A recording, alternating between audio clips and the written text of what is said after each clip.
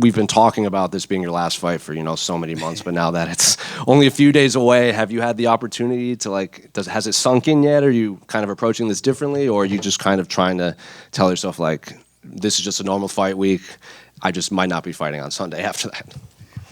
Well, kind of both. First of all, let me say, let's keep the softball questions. I don't want to be up here crying, being a baby. So, but yeah, it's been pretty cool. I think I'm trying to have a little bit of both, because at the end of the day, I still got to fight this guy on Saturday. I'm trying to soak it in, trying to enjoy it. But I have a job to do. I got a game opponent, and I'm just happy to be able to go out there and put on a show for the fans. I know this crowd's going to be awesome. Everything's set up for a great night, so I just need to go out there and perform. And after your win over Billy in Tampa, I guess that everyone just thought that was such a perfect send-off. And when they announced this fight, they were hyped about the fight, but they were like, why have another fight after that perfect send-off? So I present that question to you. Why did you think you needed one more after that big win in Tampa? Probably because I have problems. That's what we do. We're fighters, I honestly was very content to be done at that point, but I didn't want to. I had been talking about retirement and being very open to it, and I wanted to be 100% sure, and I didn't want to make an emotional decision, and so I kept it to myself. I tried to for a while, and I was really close to being done, and then Sean Shelby started asking if I wanted to fight again and saying they'd love to have me, and just the opportunity came to shine a light on what I'm doing next, and it made sense. And I thought I could do one better than I did last time, and it really etched me in there. So yeah, that's what we do as fighters. We try to make sure we're leaving it all out there and having fun. So that's why I'm here. And obviously a lot of the narrative, one of the last two WEC fighters fighting 40 professional fights. You've said you've been thinking about retirement for a bit now. Did you think you would make it this far? Because a lot of fighters we talk to early in their career, they're like, I want to hit 35 and I'm out. You've obviously gone past that. So I guess, did you think you would be still fighting at this point? Yeah, when I hear fighters saying that, I'm usually thinking they have no idea what they're talking about. They can't predict the future. They have no idea what a career is like in this sport. And but yeah, for me, I really didn't ever believe that I'd be fighting past 40. I remember me and my manager talking about it, and he used to scold me and say, what are you going to do after? You can't fight until you're 40. So that kind of makes me laugh a little bit. But I think a lot of other people have told me, Cub, ride it as long as you can. As long as you're in good health, take advantage, and you get a lot of things when you're in the spotlight, and you need to take advantage. And so I've still been able to hang with all the young boys. I got a whole crew of killers in my gym, and I hang with them just fine. And so yeah, I feel like I know I still got it, and I think this is a perfect time to go out there, have one last fight, and then turn my attention to coaching. Well, I was going to ask about that. How's it been, preparing a Bloodline, correct? Yeah. Preparing that team and gym, and, also preparing for this big fight. Because, Nate, he's always in a banger fight. You might not feel great on Sunday after this. Yeah, and I've spoke about this. I never fear my opponent anymore. I'm past that. Yeah. I fear waking up Sunday morning going God, that hurts, That's what I'm afraid of. But it is what it is. Yeah, my team Bloodline, they're the best team in the world. I'm going to say that. I'm really happy with what these guys have been doing. I had Danny Silva and Le'Veon Douglas right before me, and that was a little bit of pressure to get them ready. But they stepped up and they did their thing, and now it's my turn. Then we got Rafa Garcia next, and then we got Richie Miranda that we're trying to get in the UFC here soon. So, yeah, I got a whole stable of guys, and they need my attention. What was the thought process in padding the I think it was the pool rather than like cementing over, like making it a pit. Well, it's funny. I go and I've seen all these gyms, and I'm always a fighter first. When I'm coaching, managing, doing anything, I'm a fighter first. So that's my lens that I'm looking through. And I've been to so many gyms where they just have a terrible layout and they don't utilize the space. And I'm like, as a fighter, you need all the space possible. And so we were going to fill in the pool and then move a wall back, but then we couldn't enclose it on all four sides legally because of fire escapes and stuff. So it wasn't going to work out. So we would have had to have two walls open, so you lose square footage. So then we had the idea of dropping it in the pool and having the staircases, and so it made like perfect sense. And we were like, man, this is kind of crazy, and this could be our calling card, the fight pit. And so, yeah, there's no other gym like it. We had to have a whole structural engineer, design it and do it. It was a lot of work, but there's no other gym like it. Yeah. And then I have to ask you about Nate, because you are getting in a fight on Saturday. What do you make of his skill set? Obviously, like a lot of people assume he's in a fight of the night, win or lose. What did you make of his name when it came across your desk? Well, he's got a lot of heart. He's tough as nails. I'm pretty sure that my hands will hurt when I hit him in the face. I think he's one of those guys that their head hurts. But I like his style. He brings it. And I believe he just became a dad. So I think that we're kind of in a very similar boat. His age is very similar to mine. Yeah, I think he phrased it as just two dads getting in a fist fight. Yeah. So I love that. I'm at a different point in my career. I really don't want to, at this point, I don't want to get in a fight with a 22-year-old that just won't go down. I've done that. So I think that this is a great matchup. I think he's still going to have a great career after this. And, yeah, I'm glad we're meeting up, and we're going to put on a great fight. And then just last one for me. We found an interview with Nate from 7 years ago before he was in the UFC, and they said, who's your dream fight? He said 7 years ago was his dream fight for him. So I guess to compartmentalize that, like you fought in like multiple generations of fighters. Like Nate wasn't in the UFC, and now he's sending you off. Almost everyone you fought in the first half of your career is no longer fighting. Have you thought about just like the amounts of generations that have come through that have had to go through Cub Swanson in their MMA journey? I do think about that, because often when I run into people, they'll say, man, I'm such a big fan. I've been watching you since I was a little kid. So I get reminded quite often, which I find funny and I think pretty cool. But the main thing that I am proud of is that I've always been me. And in the history of my career, I feel like people saw the evolution of me. And so for people to see like me finish my career and everything I'm doing, I'm really proud of that.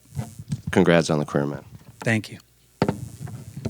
Cub, here. You had said that you weren't really interested in fighting 22-year-olds. Maybe not 22, but he's 24. Kevin Vallejos had called you out some months ago. I don't know if that ever got to you. Who? Kevin Vallejos. Oh, okay. I had already spoke on this. I refuse to fight somebody with a stupid name like Kevin.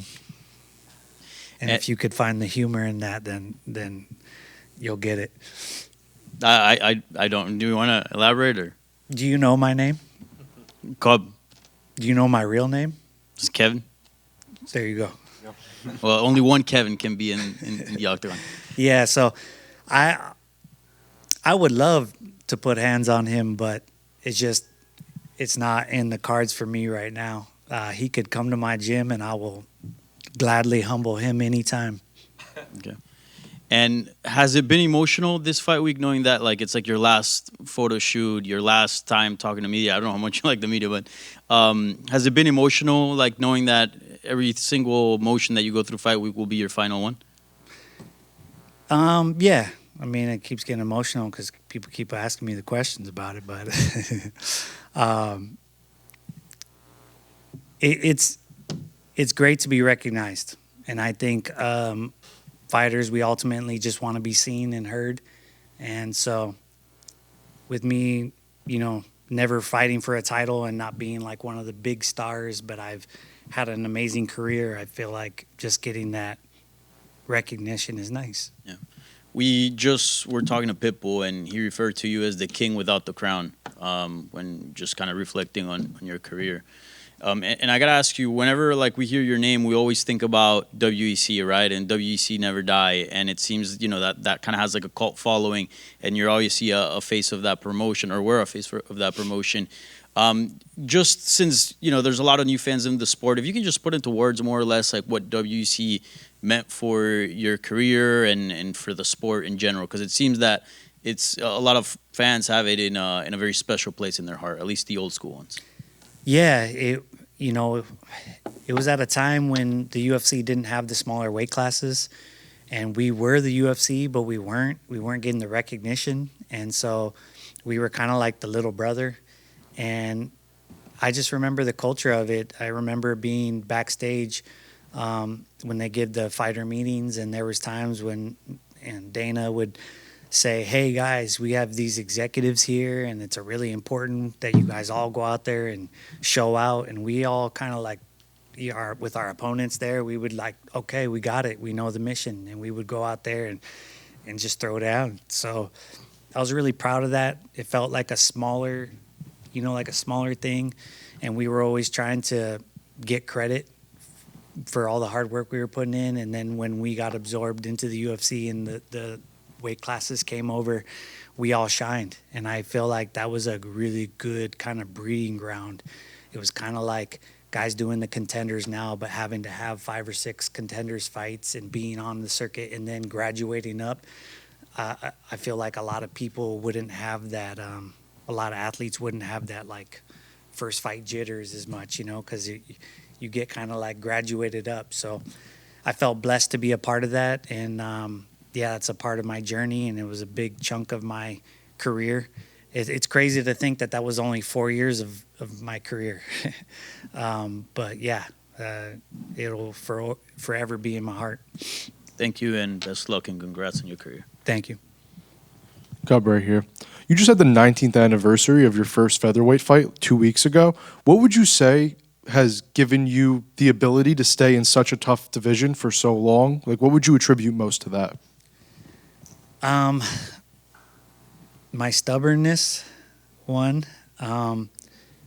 My ability to ask for help.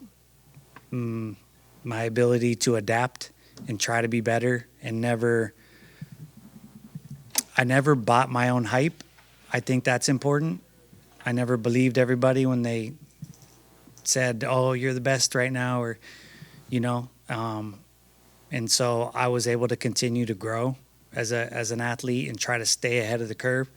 I think a lot of fighters will start to buy their own hype, and they don't think they need to mature or get better, and then the sport passes them by.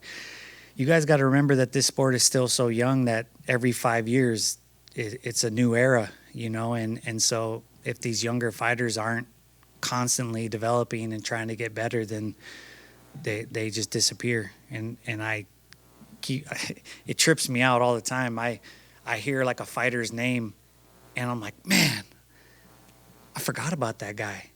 He was the next big thing after me, like they came after me. They had a decent career and retired, and then I forgot about them, and I can't tell you how many people I remember like that. So for me to stick around this long, I'm definitely proud of that. So you talked about the ability to ask for advice before. Jalen Turner talked about some advice you gave him before his comeback fight. What has it been now to go from the guy asking for advice to now being the one giving advice to the young and upcoming guys?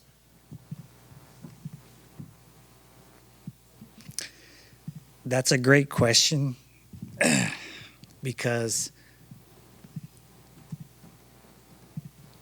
now it's like I went through these things for a reason. Does that make sense? Yeah. And just going back to Bloodline a little bit, some of your top guys, Danny Silva, Le'Veon Douglas, not Jared Ward, Rafa Garcia all scored big KO wins in their last fights. Just your legacy is going to carry on through these guys. What does it mean to know that even though this may be your last fight, it's not going to be the last time your name is heard around the UFC for a while? Yeah, I think, ultimately I remember moving from Palm Springs to Orange County and being in my bedroom, being on the computer, having to go to train, and just being so tired, and watching like Vanderlei Silva and Crow Cop and Vitor Belfort and watching all these amazing highlight videos like Roman Decker's, all these like great fighters, and going like, man, that's what I want. So for me to just kind of have a legacy and have made my mark on the sport, that means everything to me. And being able to pass on my knowledge in such a close space with my fighters, and being a small part of their success, it kind of means more to me than my own career. Thank you for always bringing the violence.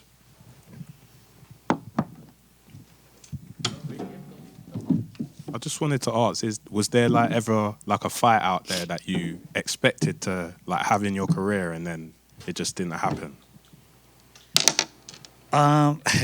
Probably the Uriah fight. I mean, he's still trying to get me to do some kind of a match with him, but we've almost fought since King of the Cage, and I think they offered us like $800 to fight, and we both were like, no way. Like, we're going to fight for way more money someday. And that's just one that we've both been around for a long time, and we were right there so many times, and it just didn't happen. So, yeah, that one definitely got away. Cool. Thanks, guys.